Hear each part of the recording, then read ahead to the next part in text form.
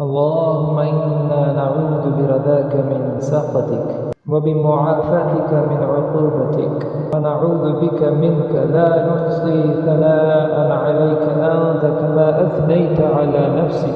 اللهم يا ذا الجلال والإكرام، يا حي يا قيوم، يا من تسمع كلامنا وترى مكاننا وتعلم سرنا وجهرنا، يا ذا المن والعطاء، نسألك أن تحفظ المسجد الأقصى من مكر الماكرين وكيد الكائدين وعدوان المعتدين.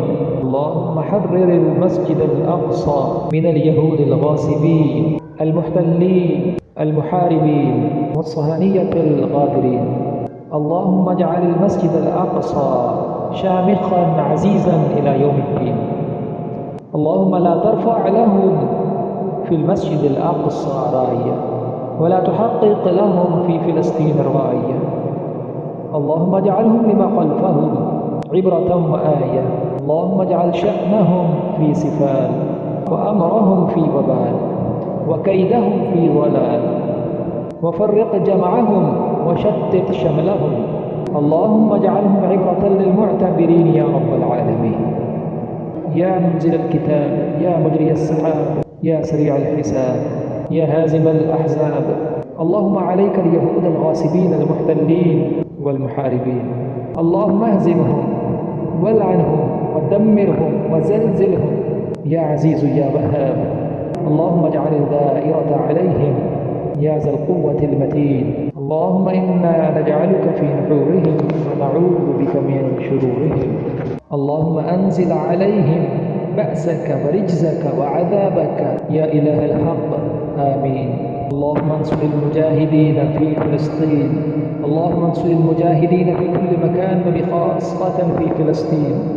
اللهم افرغ عليهم صبرا وثبت قدامهم.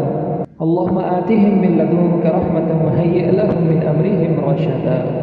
اللهم أيدهم بجنود كما قلت في كتاب مبين، بجنود لم تروها. اللهم اجمع كلمتهم على الحق.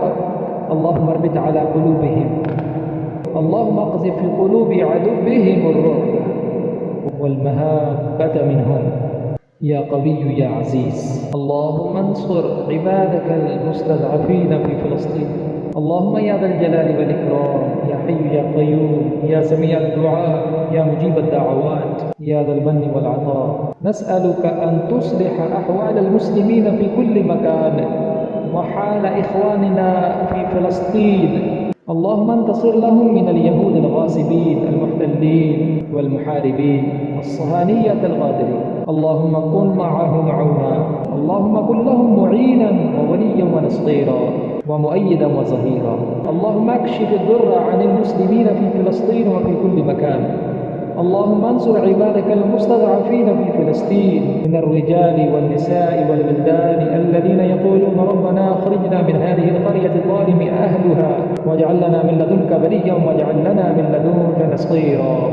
اللهم نجهم من الخوف والجوع. اللهم فرج كربهم واغفر ذنبهم واشفي جريحهم ومرضاهم. اللهم ارحم موتاهم. اللهم تقبل شهداءهم برحمتك وفضلك وجودك وكرمك يا رب العالمين يا أرحم الراحمين. اللهم نجهم من الخوف والجوع. اللهم نجهم من الخوف والجوع. اللهم استر عوراتهم وآمن روآتهم. يا من تسمع كلامنا وترى مكاننا وتعلم سرنا وجهرنا، لا إله إلا أنت سبحانك إنا كنا من الظالمين. اللهم لا سهل إلا ما جعلته سهلا، وأنت تجعل الحزن إذا شئت سهلا. اللهم إنا نعوذ بك من الوهن، اللهم إنا نعوذ بك من الوهن، اللهم إنا نعوذ بك من الوهن.